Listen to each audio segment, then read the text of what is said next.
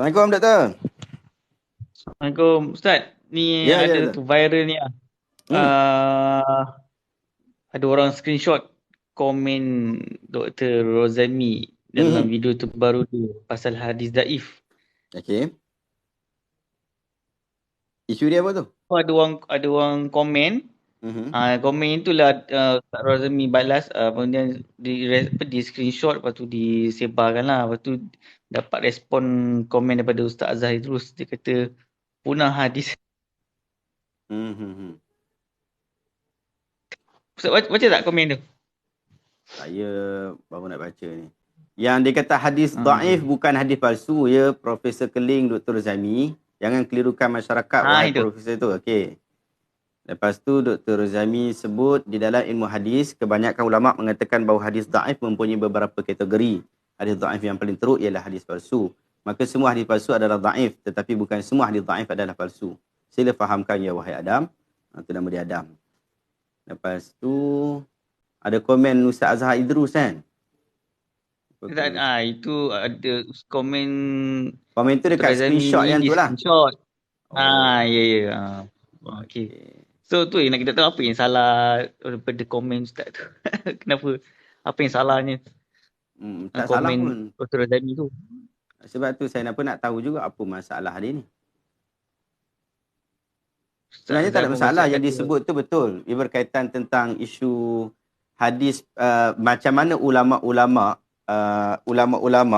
memahami tentang hadis palsu. Hadis palsu duduk dalam kategori mana? Dia ada dua pandangan berkaitan tentang hal ni dengan perbezaan perbezaan zaman. Kalau kita kata dalam peringkat awal perkembangan ilmu hadis, hadis palsu memang diletakkan di bawah hadis yang daif. Hadis palsu memang diletak di bawah hadis yang daif. Kerana hadis daif ni maksudnya hadis yang lemah untuk dijadikan hujah. Jadi kita tak boleh sekadar hadis tu daif saja, kita nak pakai semua benda. Sebab hadis palsu duduk dalam tu juga. Itu satu zaman.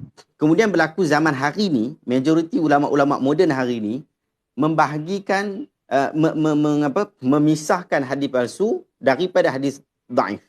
Jadi dia ada kategori baru. Maka kat sana ada hadis yang sahih, hadis yang hasan, hadis yang daif, hadis yang palsu. Jadi dia ada 4 kategori sekurang-kurangnya lah. Kalau kita pecahkan lagi ada banyak lagi lah, hasan zati, hasan ghairi, macam tu lah. Tapi cuma sekurang-kurangnya dia macam ni. Kalau ulama sebelum ni dia hanya ada hadis yang sahih, hadis yang daif. Hadis yang sahih, hadis yang daif.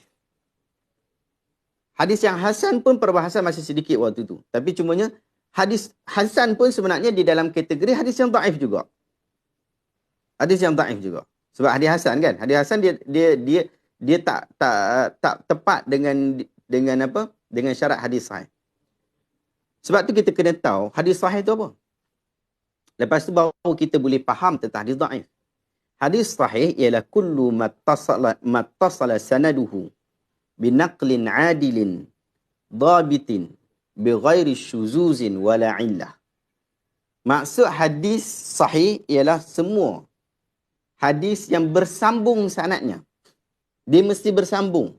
Maksudnya daripada, kalau kita ambil peringkat 3 yang awal, daripada tabi'in, dia mesti dapat daripada tabi'in. Daripada tabi'in mesti dapat daripada tabi'in. Daripada tabi'in mesti dapat daripada sahabat Nabi. Sahabat Nabi mesti dapat daripada Nabi SAW. Yang tu disebut muttasilus sanad ataupun ittisalus sanaduhu, bersambung sanad dia. Kalaulah berlaku tak bersambung, contoh, hadis itu seorang perawi, dia sebut, dia kata aku dengar daripada Nabi. Dia ini adalah tabi'in. Dia bukan sahabat Nabi. Dia tabi'in. Dia bagi tahu aku dengar daripada Nabi SAW. Padahal dia tak jumpa Nabi. Maka hadis itu hadis kategori yang maqtu', terpotong, dan hadis itu adalah hadis yang tidak sahih dalam bahasa yang tadi ni. Dia dalam istilah yang lain dia hadis mursal lah, tapi cuma dalam istilah hadis sahih dan dhaif. Dia sahih tak? Dia tak sahih. Sebab kategori yang pertama tu dia tak dapat. Ittisalus sanad, muttasilus sanad. Ittisalus sanaduhu. So penting sanad bersambung. Bukan sekadar ada sanad. Mesti sanad itu bersambung. Kemudian yang kedua adalah binaqlin adlin. Diambil daripada seorang perawi yang mempunyai kekuatan hujah daripada sudut adilnya dia. Adil ni Imam Syafi'i bagi satu takrifan yang cukup padu. Dia kata bukan ahli maksiat. Maksudnya kita boleh faham lah. Kita boleh terima lah dia ni orang yang jujur lah. Bukan ahli maksiat. Sebahagian para ulama kata adil ni dia tak buat dosa besar, dia tak selalu melakukan dosa kecil. Tetapi tak kukuh. Yang tu dia punya hujah tu tak kukuh sebab ada sebahagian sahabat Nabi yang pernah melakukan dosa besar. Tetapi adakah mereka dianggap sebagai tidak adil? Para ulama semua sepakat bahawa sahabat Nabi adil. Jadi kalau kita kata adil begitu, macam mana kita bagi excuse kepada sahabat Nabi tadi? Kita punya takrif tak jelas. Jadi Imam Syafi'i bagi takrif kata dia bukan ahli maksiat. Dia bukan ahli maksiat. Jadi kita boleh percaya kepada dia. Yang ketiga ialah dhabit. Oi, kepala otak dia bagus. Agama kita ni kena ambil satu riwayat daripada orang yang cerdik. Orang yang cerdik, maksudnya bila orang sampaikan kepada dia, dia ingat sungguh. Dia bukan, macam mana tak ingat Allahumma salli ala Muhammad apa. Dia tak ingat macam kita. Dia mesti orang yang ingat kuat dia. Ingatan kuat ni boleh jadi macam-macam ciri lah. Sama ada dhabit fi sadri atau dhabit bil kitabah. Tak apa, tak ada masalah bab tu. Tapi kita nak kata ingatan dia mesti kuat. Tak boleh ingat-ingat lupa, tak boleh. Jadi 3 syarat ni. Kemudian yang keempat, bi ghairu syuzuzin wala illah.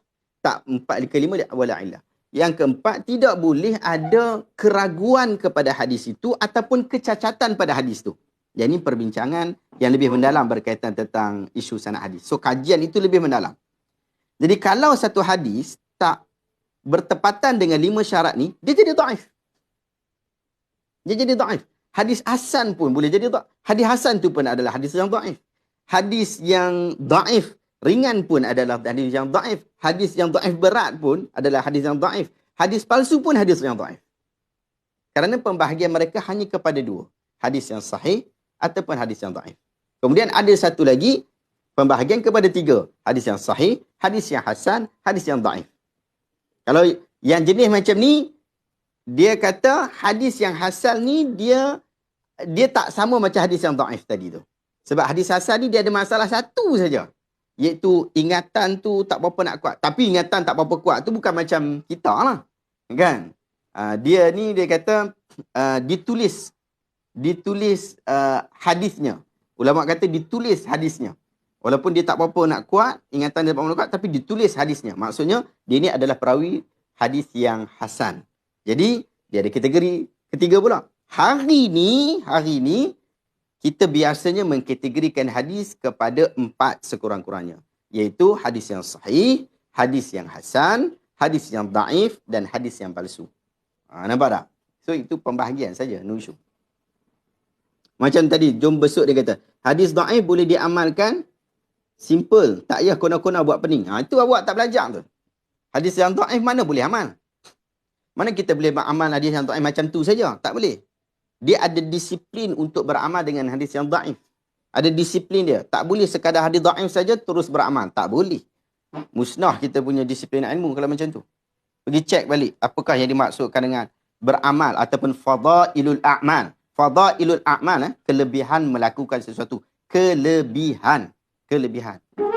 Amalan tu mesti amalan yang dah sabit. Amalan tu mesti amalan yang memang boleh diamalkan. Tetapi daripada sudut kelebihan tu mungkin datang daripada hadis yang dhaif. Allahu a'lam.